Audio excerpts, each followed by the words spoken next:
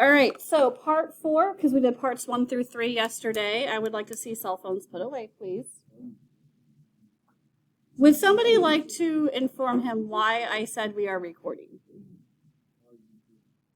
People gone, right? So that everybody has access to the final review.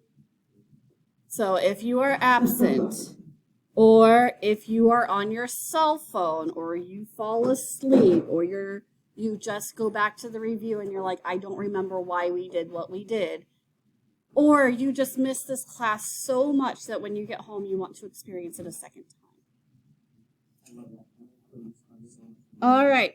For 3 sides to form a triangle, the sum of the 2 smaller sides must be blank than the length of the larger side. This was like way back in February. Does anybody remember? The sum of the 2 smaller sides of a triangle have to be blank than the length of the larger side.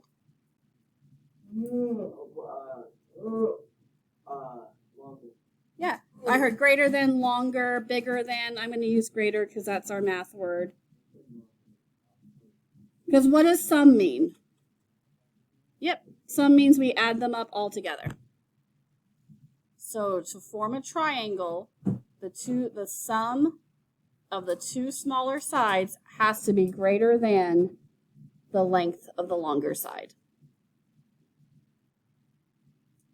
So let's look at number 7. I have a triangle with sides 1, or I have sides 1, 2, 3. Can they form a triangle? Let's look. So my 2 smaller sides are 1 and 2. What is 1 plus 2? Is 3 greater than 3? Nope. They cannot form a triangle. So the answer is no. So make sure when you see, because there will be a problem like this on the test, that you put a box around your answer. Or circle, or just so that way I know. If you do this and leave it here without a yes or a no, I'm not going to know if it's a triangle. So you just need to stick that around your answer.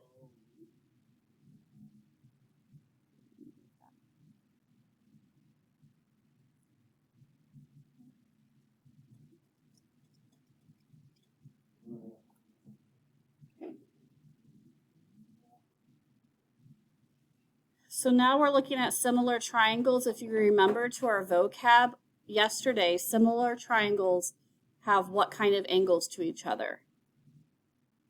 Put the cell phone away. The angles are, in 2 similar triangles, the angles are congruent. What about the sides? They're proportional, remember? It's basically I took one and I blew it up. So we're going to be using proportions for these. To solve a proportion, we cross multiply. Again, we haven't seen this since like late January, early February. So we are going to cross multiply to solve those proportions.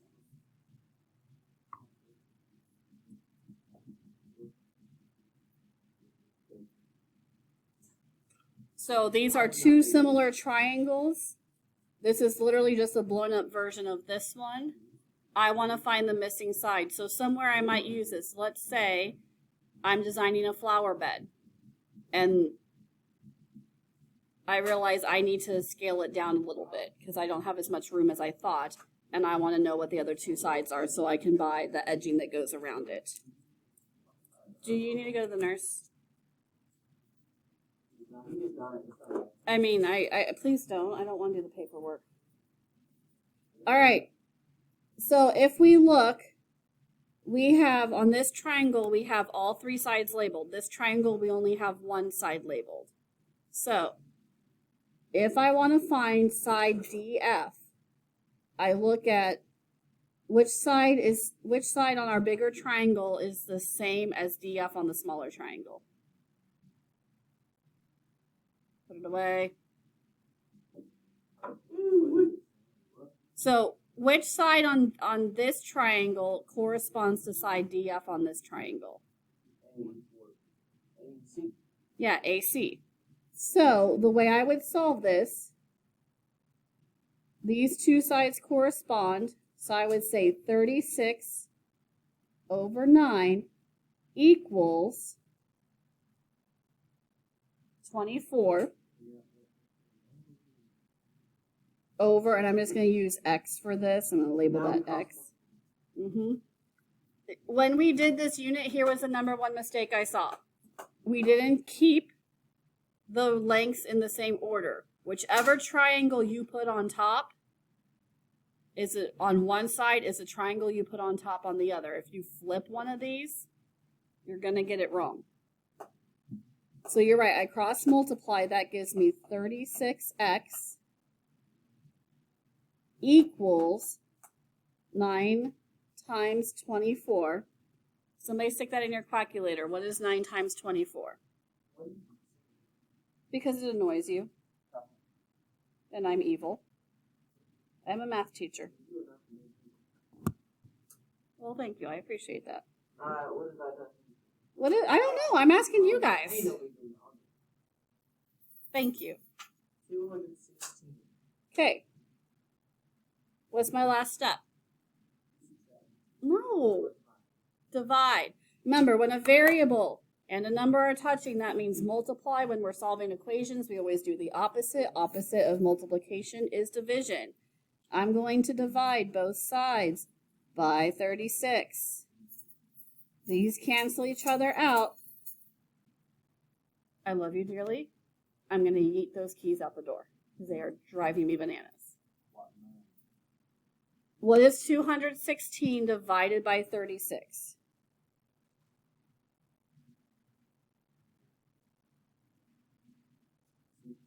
You weren't far off. It is 6. So x equals 6. You can leave it down here as long as you have labeled this side, and I know that is what I'm looking at. Or you can put your answer up here on the triangle. Either one of those works. I just have to know the which side your answer is for.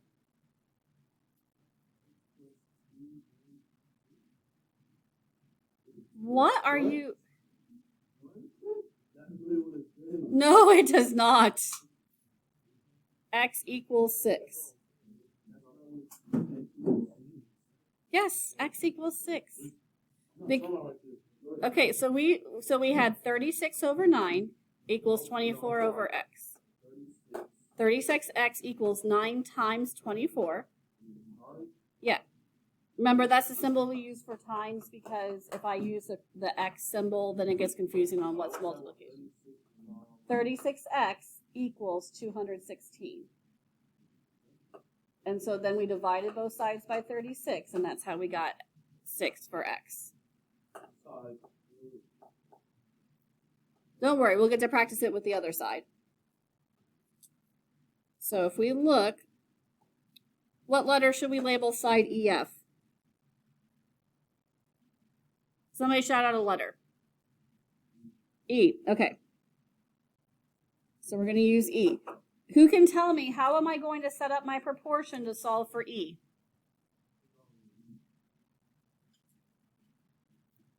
How am I going to set up my proportion to solve for E?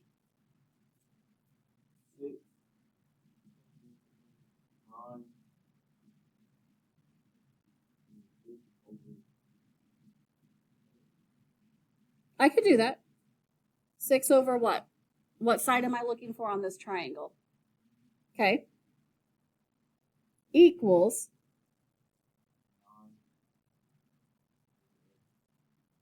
No, we have to look over here. Remember, these are similar triangles. You're on the right track. So which length over here corresponds to 6? Which is what?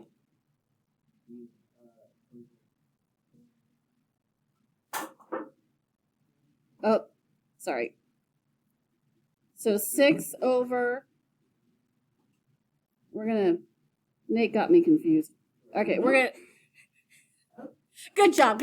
You broke the teacher. Okay, let's try this again. So I can put 6 and E on top, right? On the bottom, I have to find the corresponding sides. We said this side, We said this side over here corresponds to 6. So that's what goes on the bottom. Then what length over here? Yep, 12. That's how we would set up our proportion. We have to make sure that we get the sides that match. Now we are ready to cross multiply. So we get 24E equals 6 times 12. What is 6 times? Yep. Yep, 24E, because we decided E was going to stand in for our missing side. And notice I labeled my triangle with it so I know which side I'm looking at. So what is 6 times 12?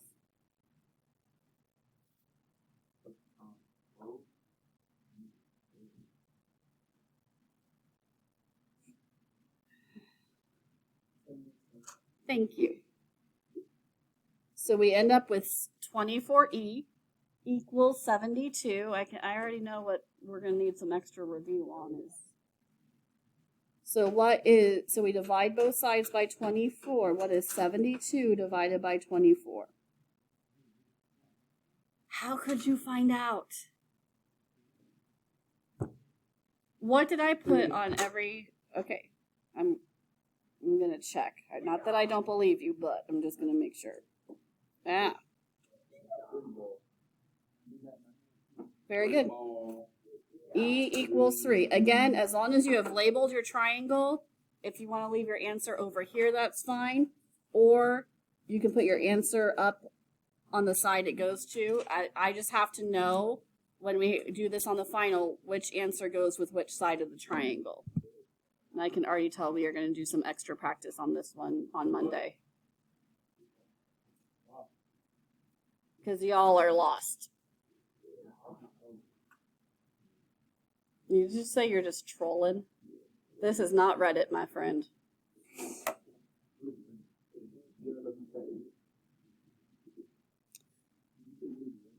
Okay. Anyway, we're going to move on.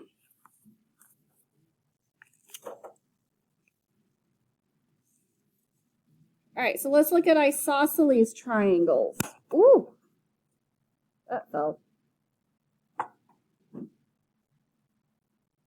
So in isosceles triangles, my friend who is sleeping, how many sides are congruent in an isosceles triangle?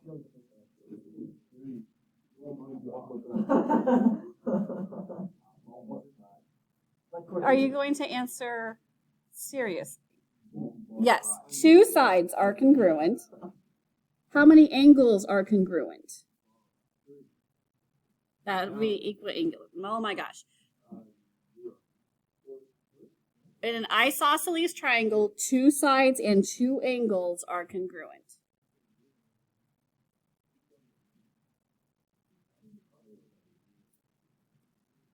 The popcorn is here because when we had an hour and a half of mentoring yesterday, I did a movie day for my mentoring students.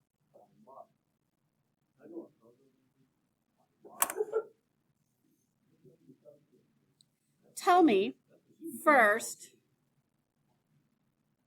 what is the length of side ST?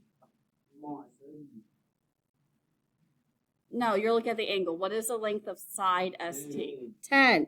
How did you know it was 10? Yep, the other side is 10, and they are congruent. I would pass one out to everybody, but y'all are, I've got like 2 left.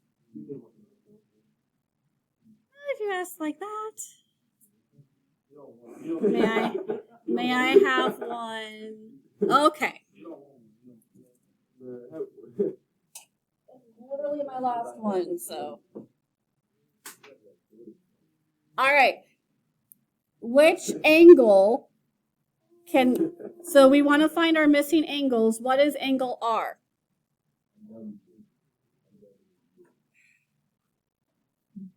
What is angle R? What is the measure of angle R? 70. So now we just have to, because it says find the missing side and angles, plural. How are we going to find our missing angle? You were subtract. What are we subtracting from? Our triangles. 10 and 7. Thank you, 180. Our triangle sum theorem says that all of these added together equal 180. So I could. So there's two ways I could do this. I can set it up. We said if we're not sure what to do, set up the equation. 180 equals 70 plus 70 plus S. Because I know that my triangle sum theorem says that all of these added together equal 180. So if I just plug in my letter for my missing number, what's 70 plus 70? Hey guys, class is still going on, thanks. Oh, the horror, come have a seat. So we get 180 equals 140 plus S. What's our final step to solve this? Subtract what? What am I subtracting? 140. And so S equals 40. So the measure of angle S is 40. Maybe if you didn't get up to charge your phone in the middle of what we were doing, you'd be caught up.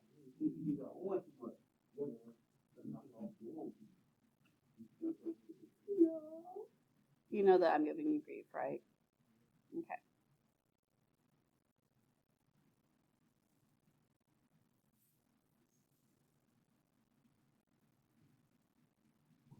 Mariah, you alive? Okay.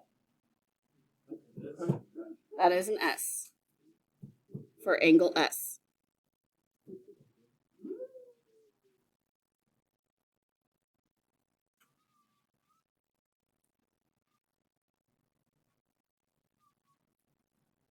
All right. So that's isosceles triangles. Let's get into right triangles. What is the Pythagorean theorem? What is the Pythagorean theorem? What is the Pythagorean? A squared plus B squared equals C squared. Which side do we label C? Which is, what is our math word for it? What is the term we use for the longest side? Hypotenuse. No, that's okay. On the final, the important thing is that you know which side is C when you look at the triangle. If you can't remember the word hypotenuse, but you know it's the longest side that's always opposite which angle? The right angle, right? If the sides look really similar, you're not quite sure which one's the longest, we know it's always going to be the one opposite the right angle. Hypotenuse. Hypotenuse. Neuse.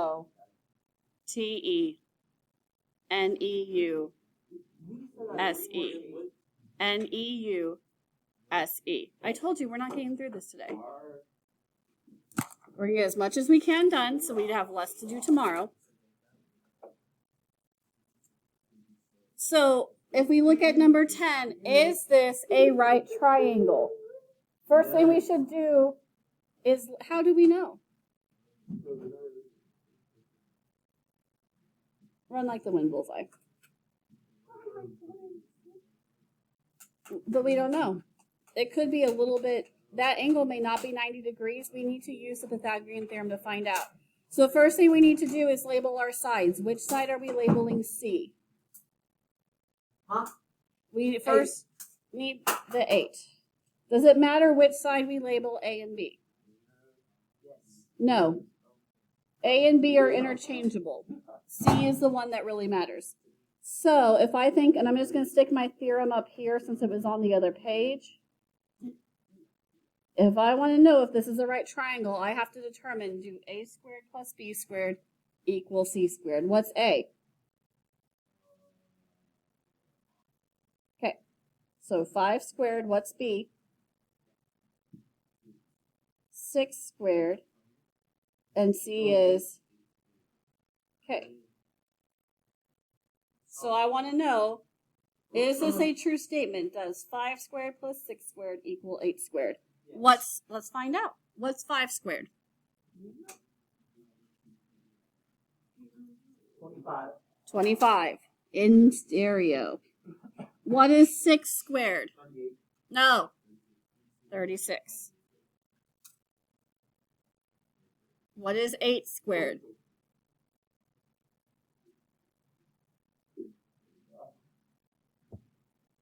You're thinking of 7. 64. So, but this is a good object lesson. When we are on the final, please use your calculator. There is no shame in using your calculator. Don't get it wrong because you wanted to rush through and not plug it in. Okay. Somebody stick 25 and 36 into your calculator and tell me what you get. Mm-hmm.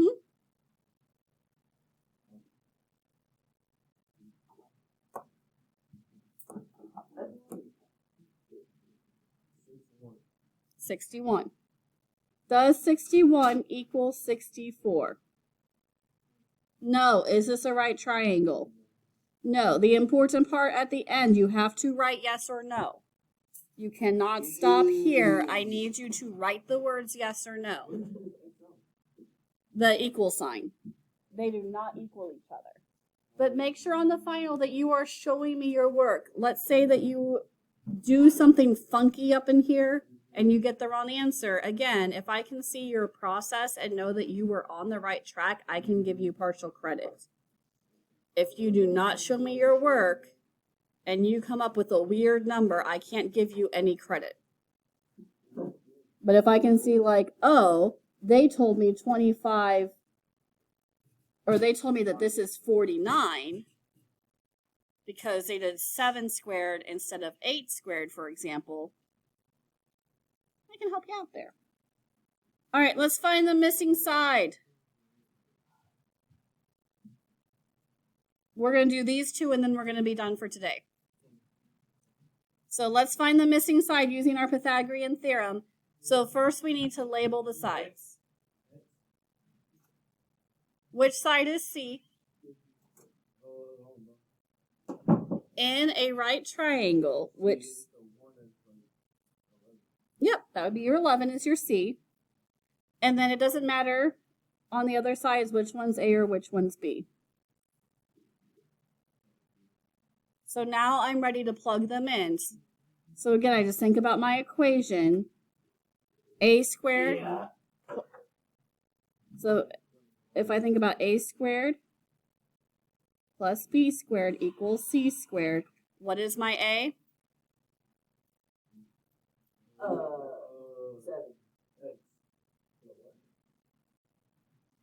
B is my missing side. So I'm just going to put B squared. What is my C? What is my C? What is, thank you, C is 11. Hey guys, focus. We're just going to do these last two triangles and then we're done for today. I know it's a lot. Don't stop going. Keep going. What is 7 squared? No. Use your calculator. 49 Oh my God. plus B squared equals, what is 11 squared?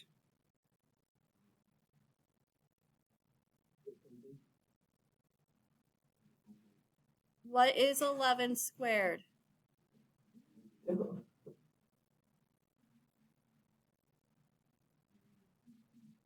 $121. And this is why we use our calculator. Okay, so we got to this point. What's my next step? Subtract. Subtract what? What am I subtracting? 49. Okay. Yeah, I know this is a lot. Like I said, once we get these two done, we're going to be done for the day. Good. My evil plan has succeeded. These cancel each other out. I bring down my b squared. I bring down my equal sign. What is 121 divided by 40, or not divided, good God, minus 49? Okay. Am I done? Sadly, no, because what do I need to do now? Square root. Because b squared is 72, so to find b by itself, I need to take the square root. What is the square root of 72? How could you find out?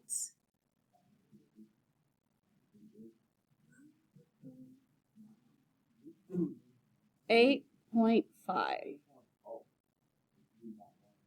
Yep, you have to round up. Will I take off a point if you have a rounding error? No. If there's a rounding error, I'm not going to take points off. So if you were to write 8.4, it would be counted correct. What happens if we forget to square it or circle the answer? If I mostly do that because some of you guys, your work looks like a squirrel on an energy drink did it, and it's all over the paper, and it is difficult to figure out where the answer is. I prefer you to put a box around the answer because that gives me a really quick way to zero in on it when I'm grading.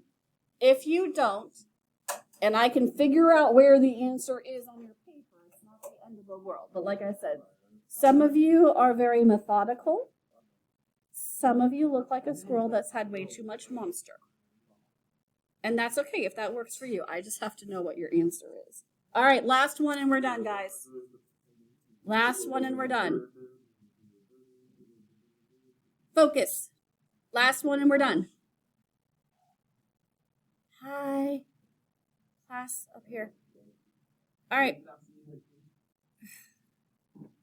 Which side are we labeling C in this triangle? Nope. The question mark. X, Y. Does it matter which ones we label A, B? Nope. Does not matter. So again, my formula, I have my A squared plus B squared equals C squared. What am I sticking in for A? I'm trying to get this. 15 squared plus what? Plus 2 squared equals C what? Squared. Okay, do not guess. Put this in your calculator. What is 15 squared?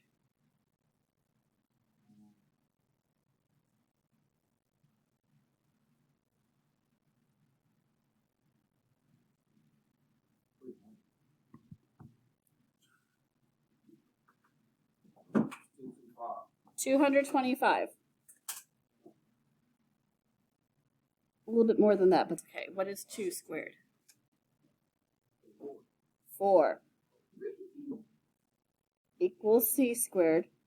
What do I do next? Do I? C squared is already on its own on this side of the equation. What do I do with these two numbers? I add them up. Am I done? No! Square root. Language, this is being recorded. Oh, we forgot about that part. What is the square root of 229? What did you say, Mariah? You were close.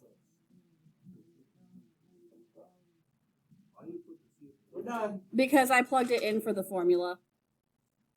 I just literally took the formula and I wrote it down. Flip them and say C equals 15.1. That's fine. All right, we will finish the review packet tomorrow. So stick it in your binder.